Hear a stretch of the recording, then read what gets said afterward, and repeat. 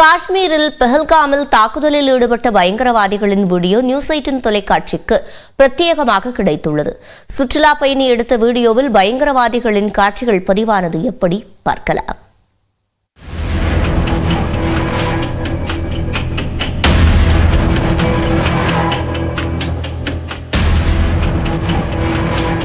பூங்காவில் இப்படி சிரித்தபடி நடந்து செல்லும் இந்த இருவரும் காஷ்மீரில் படுபயங்கர சம்பவத்தை அரங்கேற்றிய தீவிரவாதிகள் என்பது அதிர வைத்துள்ளது.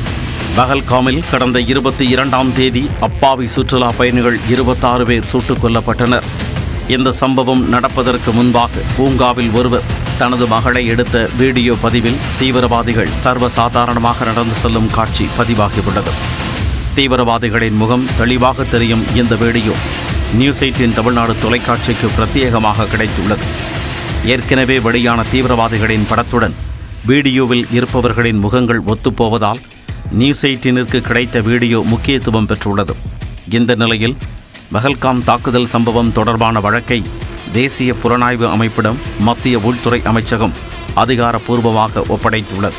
பஹல்காம் தாக்குதலில் உயிரிழந்த புனேவைச் சேர்ந்தவரின் குடும்பத்தினருக்கு மத்திய அமைச்சர் JP நட்டா நேரில் ஆறுதல் தெரிவித்தார்.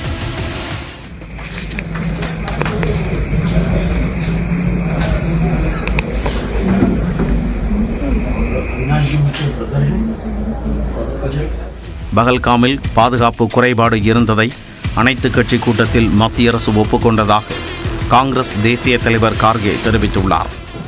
ಒಪ್ಕೊಂಡಿದ್ದೇವೆ. ಸೆಕ್ಯೂರಿಟಿ ಲ್ಯಾಬ್ಸ್ ಆಗಿದೆ ಇದರಿಂದ,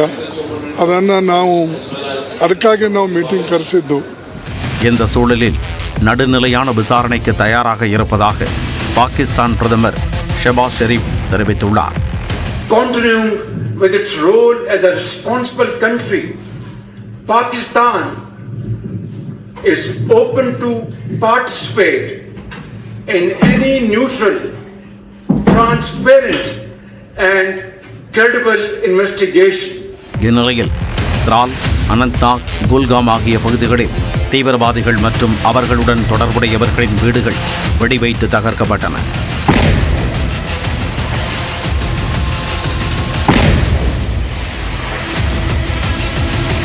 மலைப்பகுதியில் தீவிரவாதிகள் பதுங்கியிருக்கக்கூடும் என்பதால் ஜம்மு காஷ்மீரில் மலையேற தடை விதித்து அம்மாநில அரசு உத்தரவிட்டுள்ளது. பஹல்காம் தாக்குதலுக்கு எதிராக லண்டனில் போராட்டம் நடத்திய இந்தியர்களை மிரட்டும் துணியில் பாகிஸ்தான் தூதரக அதிகாரி சைகை காட்டியது சர்ச்சையை ஏற்படுத்தியுள்ளது.